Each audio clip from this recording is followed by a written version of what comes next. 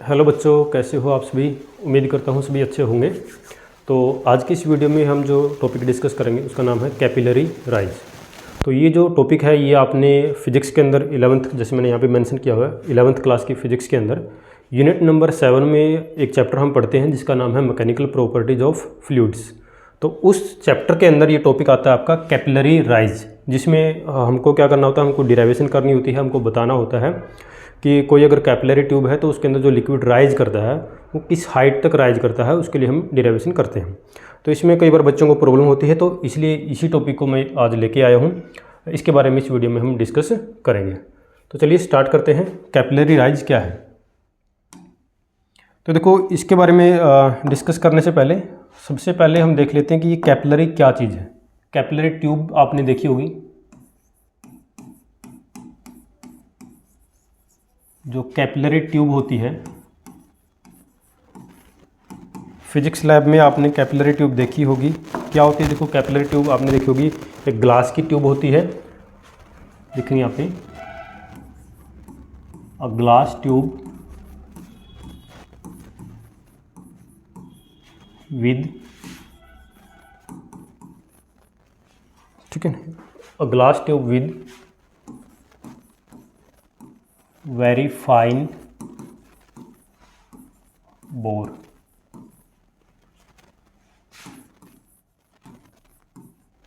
Through out its length. तो ये है भाई, ठीक है, ये कैपिलरी ट्यूब की डेफिनेशन है। कैपिलरी ट्यूब क्या है, एक ग्लास की ट्यूब है जिसका बिल्कुल एक फाइन बोर होता है।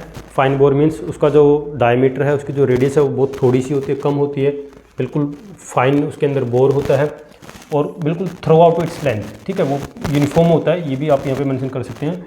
जो फाइन बोर है वो पूरी लेंथ तक क्या रहता है, यूनिफॉर्म रहता है, यानी कि उसकी जो थिकनेस है, या आप ये बोल सकते हो उसका जो डायमीटर है, जो रेडियस है, वो पूरी लेंथ तक क्या है वो यूनिफॉर्म रहेगा। उसको हम क्या बोलेंगे, यहाँ पे कैपिलरी ट्यूब बोलेंगे, ठीक है। चलो एक बार देखो, यहाँ पे मैं एक बार उसको बना के दिखाते हैं। जैसे कैपिलरी ट्यूब जो होती है, दोनों एंड से क्या होती है, ये ओपन होती है इस तरह से, ये तो ये एक कैपिलरी ट्यूब है, दोनों एंड से ओपन होगी।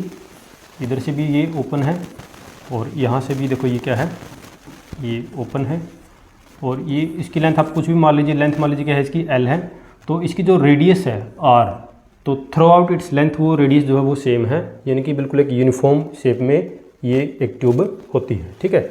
और ये जो बोर है, बोर मीन्स इसके अंदर ये जो होल आपको दिखाई दे रहा है बिल्कुल फाइन बोर होता है, बिल्कुल फाइन बोर ये होता है।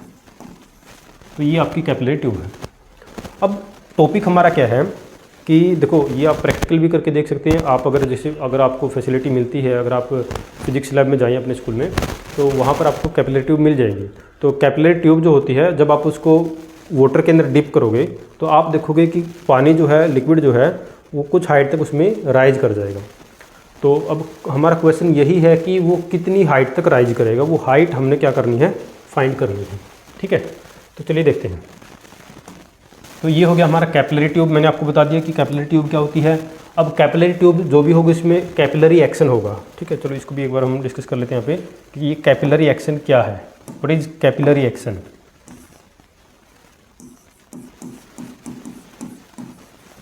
कैपिलरी एक्शन, ठीक है ना, कैपिलरी एक्शन, कैपिलैरिटी भी इसको बोल देते हैं। कैपिलरी एक्शन क्या होता है भाई, लिक्विड का, फ्लूइड का किसी कैपिलरी ट्यूब में राइज कर जाना, वही आपका क्या है, कैपिलरी एक्शन है। और ये कैपिलरी एक्शन आप ऐसे नहीं कि सिर्फ वो ग्लास की ट्यूब वो लैब में ही आपको दिखाई देगा, वो आपको डे टू डे लाइफ में हर जगह दिखाई देता है। जैसे कि आपने देखा होगा, अगर practical day to day life से आप एग्जांपल ले सकते हैं कि एक टॉवल होता है, कोई तौलिया है, अगर उसका एक एंड आपने पानी के अंदर डुबो दिया तो मॉइस्चर जो है वो दूसरे एंड तक धीरे धीरे राइज कर जाता है। या फिर आपने देखा होगा पुराने टाइम पे जो क्या होता था, जैसे जो दिए होते थे, ठीक है, मान लीजिए इस तरह से मैं ऐसे बना देता हूँ। ये एक ग्लास की एक बोतल है और इसके अंदर ना एक विक इस तरह से डाल रखी है। विक का समझते हो आप, हिंदी में उसको बोलते हैं बाती, ठीक है, एक विक होती है, बाती होती है। और हम क्या करते हैं, इसके इस एंड पे इसके अंदर क्या होता है, ऑयल होता है। इस ग्लास की बोतल के अंदर यहाँ पे क्या है, इसमें ऑयल है, ठीक है, मिट्टी का तेल हो सकता है या कुछ भी, ठीक है, कोई ऑयल है, इसके अंदर ऑयल डाल रखा है, फ्लूइड है तो, और ये विक है, ये बाती है। अब क्या होगा, आप इसके इस एंड पे जैसे क्या करोगे, आग लगाओगे इस पर, तो ये क्या होगा, जैसे यहाँ पे फ्लेम्स ऐसे मैं शो कर देता हूँ, ये फ्लेम्स है, तो इसमें एक्चुअल में क्या हो रहा है, नीचे से ये जो ऑयल है इस विक के थ्रू, इस बाती के थ्रू क्या है, ऊपर राइज कर रहा है। तो यहाँ पर भी ये भी एक कैपिलरी एक्शन है, ठीक है। और भी आप देखते हो पेड़ पौधों के अंदर जो नीचे से मॉइस्चर है, नमी है, पानी है, ऊपर जाता है, वो भी क्या है, वो भी एक कैपिलरी एक्शन ही होता है, ठीक है ना। तो आप कैपिलरी एक्शन अपने डे टू डे लाइफ में बहुत जगह आप देख सकते हैं, तो इसके बारे में हम बात करेंगे। तो फिलहाल हमने इसके बारे में बात करनी है ग्लास ट्यूब वाली, जो आपकी जो कैपिलरी ट्यूब मैंने आपको बताई है, उसके अंदर लिक्विड कहाँ तक राइज करेगा वो देखते हैं। तो देखो इसके लिए मैं क्या करता हूँ यहाँ पे कि हमने क्या किया, एक कंटेनर लिया है इस तरह से मैंने, ठीक है। देखो एक्चुअल में कैपिलरी ट्यूब बहुत ही क्या होती है, सिलेंड्रिकल शेप है उसकी, बहुत ही ज़्यादा बारीक होती है, बहुत उसकी रेडियस बहुत कम होती है। लेकिन यहाँ पे एक्सप्लेन करने के लिए मैं थोड़ा सा उसकी जो मोटाई है, थिकनेस है, वो ज़्यादा लूँगा ताकि फोर्सेज वगैरह को मैं अच्छे से रिप्रेजेंट कर पाऊँ, ठीक है। तो इसके अंदर जैसे मान लीजिए फ्लूइड है, इसके अंदर फ्लूइड होगा और इसके अंदर है कोई कैपिलरी ट्यूब, ठीक है। चलो इसको इस कलर से बना देते हैं, देखिए। तो इसके अंदर ये है कैपिलरी ट्यूब, ठीक है। अब ये मत सोचना कि सर इतनी ज़्यादा डायमीटर नहीं होता, लेकिन हम उसको क्योंकि फोर्सेज मेरे को यहाँ पे मेंशन करने हैं, तो डेट्स मैं इसकी थिकनेस को ज़्यादा बना रहा हूँ, ठीक है, इस तरह से, ठीक है। और एक एंड ये है, दोनों एंड से ये ओपन होती है। जैसे इसको आप फ्लूइड के अंदर डालोगे, ये कंटेनर है,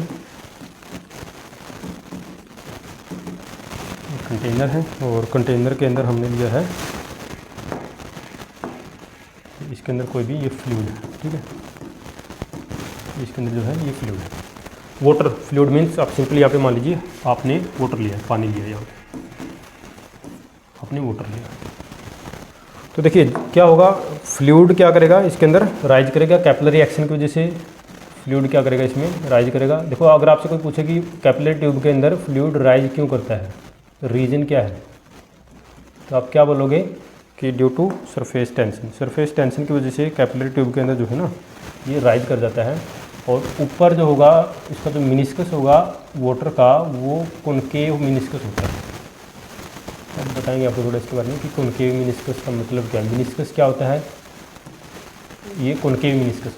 देखो यहाँ पे जो है ना वाटर है, देखो लिक्विड जो होता है, लिक्विड आप समझते हैं कि अलग अलग टाइप का लिक्विड होता है।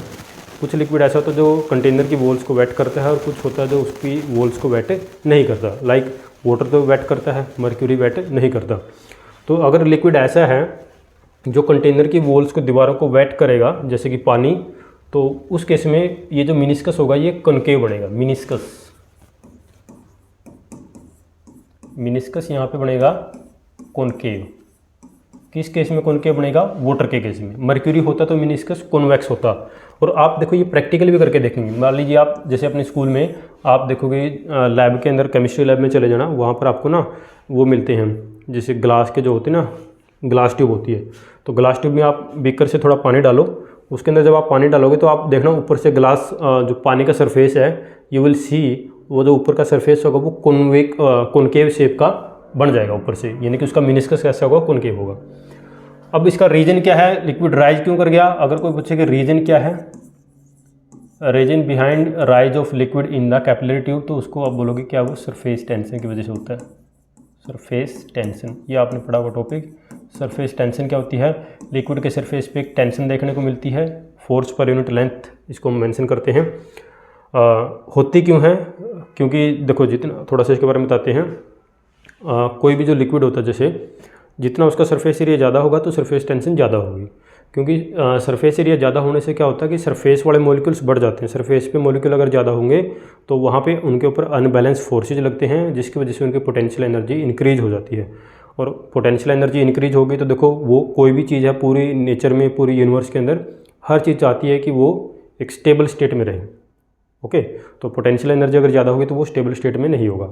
तो क्या करेगा फिर वो वाटर मॉलिक्यूल क्या कोशिश करेंगे कि उनकी एनर्जी, पोटेंशियल एनर्जी कम हो जाए। वो तभी हो सकती है अगर सरफेस पे मॉलिक्यूल कम हो जाए, और सरफेस पे मॉलिक्यूल कम तभी होंगे जब सरफेस एरिया कम हो जाए। ठीक है, डेट्स वाई आपने देखा भी होगा कि जैसे एक पानी की कोई बूंद है, आप एक गिलास की स्लैब के ऊपर अगर पानी के एक ड्रॉप डालते हो तो उसकी जो शेप है वो स्फेरिकल शेप होती है। जैसे रेनिंग होती है, बारिश होती है, तो वहाँ पर आप रेन ड्रॉप्स को देखते हो तो उनकी शेप भी ऑलमोस्ट कैसी होती है, स्फेरिकल शेप होती है ड्यू टू सरफेस टेंशन। इसका रीजन क्या है, सरफेस टेंशन है। अब हमने फाइंड क्या करना है, यहाँ पे हमने ये फाइंड करना है कि ये जो लिक्विड है, ये देखो, ये तो यहाँ पे ये कंटेनर के अंदर ये लिक्विड का सरफेस है, तो ये जो हाइट है, कितनी हाइट तक ये लिक्विड राइज कर गया, कितनी हाइट तक ये लिक्विड जो है राइज कर गया, ये हमने फाइंड करना है। तो यहाँ से देखो ये वाली जो हाइट है ना, ये इसको मैं h बोल देता हूँ, तो ये हमने क्या करनी है, ये हमने फाइंड करनी है। कैसे फाइंड करेंगे वो अब आप देखिए। ठीक है, तो इसके लिए देखो मैं क्या करता हूँ, यहाँ पे सबसे पहले ये देखो, ये जो मिनिस्कस कैसा बना है, यहाँ पे कॉनकेव शेप का एक मिनिस्कस यहाँ पे बन गया है, ये देखिए। अब इसके ऊपर कुछ फोर्सेज है जो मैं यहाँ पे मेंशन करूँगा, जैसे कि सरफेस टेंशन की अगर मैं बात करूँ तो सरफेस टेंशन सरफेस के ऊपर लगती है। ओके, सरफेस के ऊपर लगती है और सरफेस के ऊपर अलोंग द टेंजेंट होती है। तो यहाँ पर आप देखिए ये जो सरफेस है, यहाँ पे सरफेस टेंशन को मैं इस तरह से रिप्रेजेंट करूँगा, इसको मैं लिख देता हूँ यहाँ पे S। इस तरह से यहाँ पर भी सरफेस टेंशन को मैं ऐसे बनाऊँगा, तो इसको भी मैं लिखूँगा ऐसे S। अब आप ये देखिए, ये जो इस पॉइंट पे ये जो सरफेस टेंशन लग रही है इधर इस डायरेक्शन में, तो यहाँ पे ग्लास की ये जो कैपिलरी ट्यूब आपकी, ये उसकी दीवार है, वॉल है, तो यहाँ पे देखो एक्शन हो रहा है तो रिएक्शन भी मिलेगा। ये जो ग्लास की वॉल है ये रिएक्शन भी देगी इस डायरेक्शन में, बिल्कुल अपोजिट डायरेक्शन। ठीक है, आई होप कि आपको ये विजिबल होगा। कलर एक बार चेंज कर लेते हैं इसका, देखो इसी तरह से यहाँ पर भी क्या होगा, नॉर्मल रिएक्शन जो है वो इस डायरेक्शन में आपको देखने को मिलेगा। अगर ये एंगल देखो, ये एंगल सॉरी ये इधर वाला ग्लास ट्यूब के साथ अगर ये वाला एंगल थीटा है तो ये वाला एंगल भी थीटा होगा। इसी तरह से ये एंगल अगर थीटा है तो ये वाला एंगल भी क्या होगा, थीटा होगा। अब आपने देखो इसको समझना है कि ये हाइट कैसे फाइंड की जाएगी। उसके लिए बिल्कुल एक सिंपल सा आपको तरीका बताता हूँ जिससे आप इसको फाइंड करेंगे। अब आप मेरे को बताइए, कैपिलरी ट्यूब के अंदर देखो लिक्विड अगर राइज करता है तो ऐसा तो है नहीं कि वो राइज करता ही रहेगा, ऊपर जाता ही रहेगा, कुछ हाइट तक जाएगा, कुछ हाइट पर जाके वो रुकेगा। क्यों रुकेगा, क्योंकि जैसे जैसे लिक्विड ट्यूब के अंदर राइज कर रहा है, ट्यूब के अंदर लिक्विड का वेट बढ़ रहा है। ठीक है, वेट क्या हो रहा है, इंक्रीज हो रहा है। तो लिक्विड को ऊपर ले जाने वाला फोर्स जब इस वेट के बराबर आ जाएगा तो फिर इक्विलिब्रियम अटेन हो जाएगा और पानी ऊपर जाना बंद कर देगा। ठीक है, मैं क्या कह रहा हूँ, देखो लिक्विड को कैपिलरी ट्यूब के अंदर फ्लूइड को ऊपर कौन लेके जा रहा है, ऊपर लेके जा रहा है ऊपर लगने वाला फोर्स। और ऊपर लगने वाला फोर्स देखो क्या, कैलकुलेट कर लो आप। जैसे ये R है, इसका कंपोनेंट आप इस डायरेक्शन में देखो क्या आएगा, R कोस थीटा। इसी तरह से इस R का कंपोनेंट इस डायरेक्शन में क्या आएगा, R कोस थीटा। और इधर इस डायरेक्शन में क्या आएगा, ये आपको पता है, वेक्टर में आप पढ़ चुके R साइन थीटा। और इधर भी क्या आएगा, R साइन थीटा। ठीक है, अब R साइन थीटा तो क्या है, जो ग्लास ट्यूब है, जो कैपिलरी ट्यूब है, उसके परपेंडिकुलर डायरेक्शन में लग रहा है ये, तो इससे तो कोई देखो इसका तो कोई इफेक्ट हमको यहाँ पे देखने को नहीं मिलेगा। ठीक है, लिक्विड राइज करेगा किसकी वजह से, सिर्फ इन फोर्सेज की वजह से। अब ये ऊपर लगने वाले फोर्स कितने हैं, देखो total upward force, total upward force, ऊपर की तरफ जो फोर्स लग रहा है उसकी वैल्यू कितनी है, टोटल फोर्स कितना ऊपर की तरफ। देखो R कोस थीटा तो क्या है, R कोस थीटा तो सिर्फ एक सिंगल पॉइंट पे है, लेकिन यहाँ पे हमने क्या देखना है, टोटल फोर्स जो ऊपर की तरफ लगेगा उसकी वैल्यू कैसे निकालोगे। जो टोटल देखो मिनिस्कस कैसा है, ऊपर से शेप कैसी है उसकी, कॉनकेव शेप है, लेकिन है तो वो कहाँ पे, एक कैपिलरी ट्यूब के अंदर जिसकी एक सिलेंड्रिकल शेप होती है। तो पूरा आप एक तरह से सर्कमफेरेंस देखोगे तो एक पॉइंट के ऊपर फोर्स कितना है, R cos theta, R cos theta.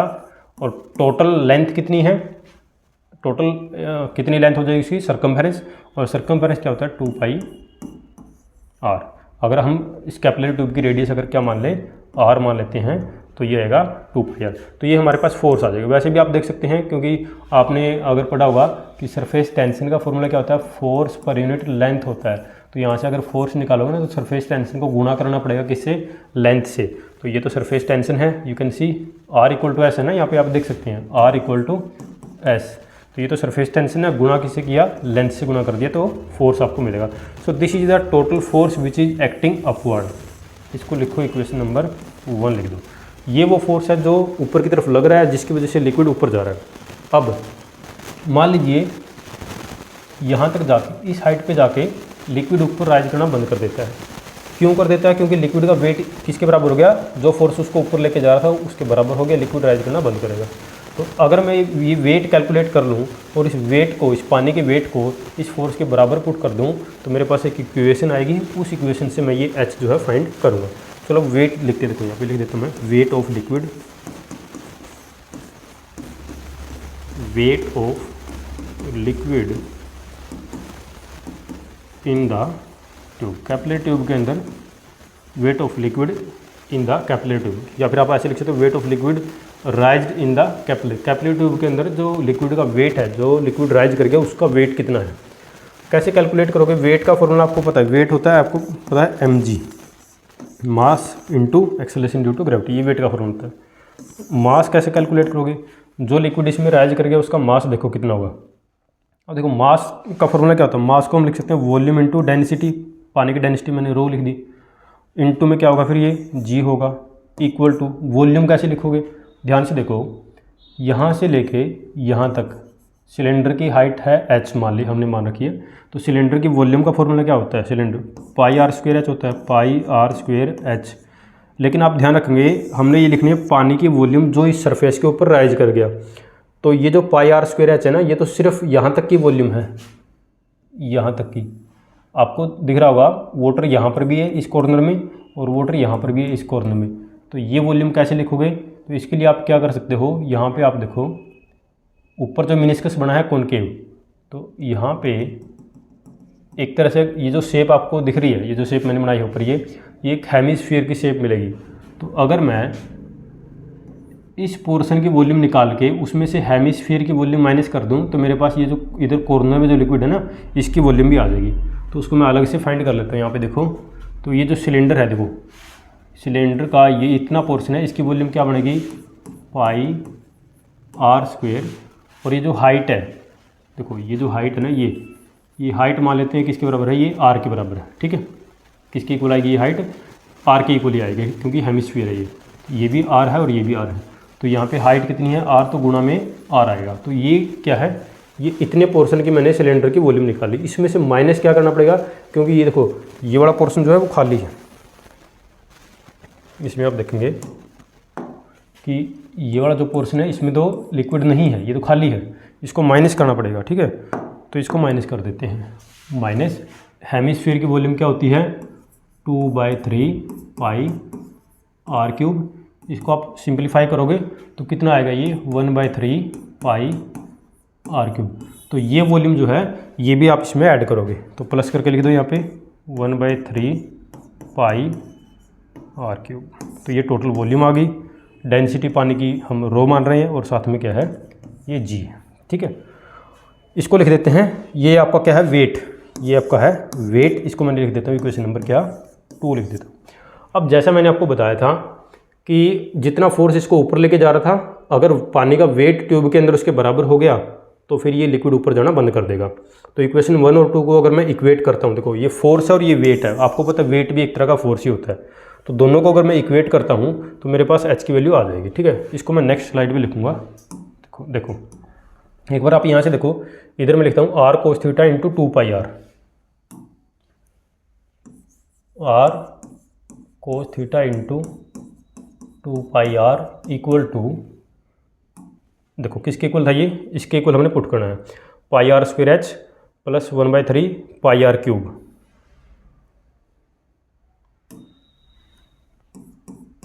पाई R square H plus 1/3 pi R cube. ये तो लिक्विड की वॉल्यूम है जो ट्यूब के अंदर राइज कर गया है, इंटू रो इंटू जी, ठीक है। ये वॉल्यूम है, वॉल्यूम को डेंसिटी से गुणा करोगे मास हो जाएगा और जी से गुणा करोगे तो वेट हो जाएगा भाई, ठीक है। तो इस तरह से हमारे पास ये वैल्यू आ रही है। इसको थोड़ा और सिंप्लीफाई करेंगे, देखो ये बनेगा आपका, अच्छा आर की जगह आप एस रिप्लेस कर सकते हो। मैंने आपको बताया था ना आर क्या है? न्यूटन का थर्ड लॉ है, एक्शन और रिएक्शन, तो इसकी जगह एस लिख सकते हो, S cos theta into 2 pi R equal to, इसको थोड़ा सिंप्लीफाई करेंगे तो यहाँ पे देखो क्या आएगा फिर ये, इसमें एक काम करेंगे, पाई आर स्क्वायर एच है तो इसको मैं लिख देता हूँ पाई, कॉमन देखो इसमें क्या रहा है? पाई आर स्क्वायर कॉमन आ रहा है, तो यहाँ पे बचेगा एच प्लस और R/3, okay, into rho into G, ये बचेगा। हमको तो h से मतलब है, हमको तो h चाहिए, तो मैं क्या करता हूँ, इस टर्म को यहाँ पे रखता हूँ और बाकी टर्म को इधर ले आता हूँ। तो मेरे पास आएगा h plus R/3 equal to, ये आएगा आपका 2s cos theta pi r, ठीक है, और डिवाइड में क्या आएगा इसके, पाई r स्क्वेयर रो और जी।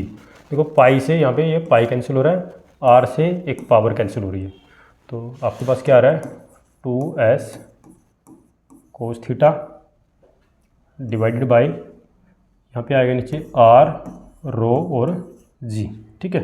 तो यहाँ हमको चाहिए h, तो h क्या आएगा आपके पास, 2s cos theta divided by r rho g, ये r/3 इधर आके जो है ना माइनस में आएगा, r/3। So this is the expression for height of liquid or fluid in a capillary tube. ये एक्सप्रेशन है हाइट की, इतनी हाइट पे वो लिक्विड जाएगा, ठीक है। आगे फिर आप इसमें देखो ना, एक स्पेशल केस भी आप लिख सकते हो ऐसे, स्पेशल केस, जैसे कि देखो अगर आपने प्रैक्टिकल वगैरह किया होगा, आपको पता होगा कि जो कैपिलरी ट्यूब के अंदर जो हाइट पे लिक्विड जो है राइज कर जाता है, 3 सेंटीमीटर 4 सेंटीमीटर भी जाता है, तो वो 3-4 सेंटीमीटर जो है वो इस आर से तो क्या है काफ़ी ज़्यादा, क्योंकि कैपिलरी ट्यूब बहुत ही ज़्यादा फाइन बोर होता है, तो उसकी रेडियस बहुत ही ज़्यादा कम होती है, और उसको अगर 3 से भी डिवाइड कर दोगे तो और ज़्यादा कम हो जाएगी। तो ये वाला फैक्टर आप यहाँ से हटा सकते हैं। तो क्या बनेगा फिर, एच क्या बन जाएगा formula, 2s cos theta divided by r रो जी। तो ये फॉर्मूला बन जाएगा, साइड में लिख भी देना, as h is much more than r/3 या r, ठीक है ना। हाइट जो है वो काफ़ी ज़्यादा होती है किसके कंपैरिजन में, इसके कंपैरिजन में, तो आप इसको क्या कर सकते हो, यहाँ से निगलेक्ट कर सकते हो। r क्या है, r बहुत ही ज़्यादा कम है, r की वैल्यू क्या है, बहुत ज़्यादा कम होती है, ठीक है ना। सो this is the formula for height of liquid rise in capillary tube, ठीक है। तो आई होप कि आपको ये जो है बिल्कुल क्लियर हो गया होगा टॉपिक, ठीक है। चलिए, थैंक यू।